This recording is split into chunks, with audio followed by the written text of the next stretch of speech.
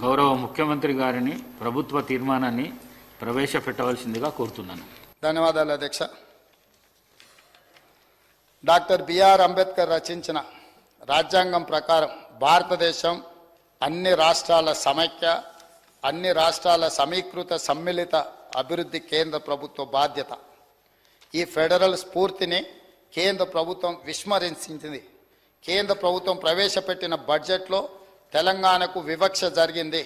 తెలంగాణ రాష్ట్ర ఏర్పాడిన నాటి నుంచి ఇదే ధోరణి కొనసాగించింది. ఆంధ్రప్రదేశ్ పునర్వ్యవస్థీకరణ చట్టం ప్రకారం 2 రాష్ట్రాల సుస్థిర అభివృద్ధి కోసం కేంద్ర ప్రభుత్వం అవసరమైన అన్ని చర్యలు చేపట్టాలి. కానీ విభజన చట్టంలో పొందుపరిచిన హామీలను అమలు చేయటంలో కేంద్ర ప్రభుత్వం విఫలమైంది. పార్లమెంటులో చేసిన విభజన చట్టంలో పొందుపరిచిన హామీలు ఇప్పటికీ అమలు కాకపోవటం తెలంగాణ ప్రగతిపై తీవ్రమైన ప్రభావం చూపింది.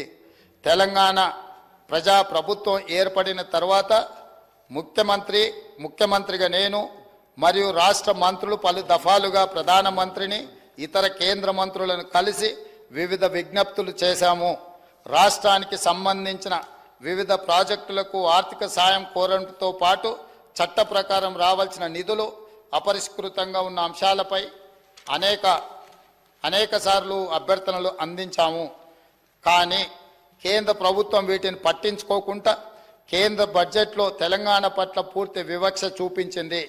అందుకే తెలంగాణ రాష్ట్ర పట్ల కేంద్రం అనుసరించిన తీరుపై ఈ సభ తీవ్ర అసంతృప్తిని, నిరసనను తెలియజేస్తున్నది. ప్రస్తుతం కొనసాగుతున్న బడ్జెట్ చర్చల్లోనే కేంద్ర బడ్జెట్కు సవరణలు చేసి తెలంగాణ రాష్ట్రానికి న్యాయం జరిగేట్టు తగిన చర్యలు తీసుకోవాలని ఈ సభ, ఈ ప్రభుత్వం డిమాండ్ చేస్తుంది. ఈ తీర్మానాన్ని సభ్యులందరూ పార్టీలకు అతీతంగా చప్పట్ల ద్వారా మీరందరూ ఆమోదం తెలపండి. తదుపరి కార్యాచరణ మళ్ళీ మనం అందరం కూడా చర్చించుకొని కేంద్ర ప్రభుత్వం మీద ఒత్తిడి తీసుకొచ్చి మన హక్కులను సాధించుకుందామని తమరి అనుమతితో ఈ తీర్మానాన్ని ప్రతిపాదిస్తున్నాను అధ్యక్ష.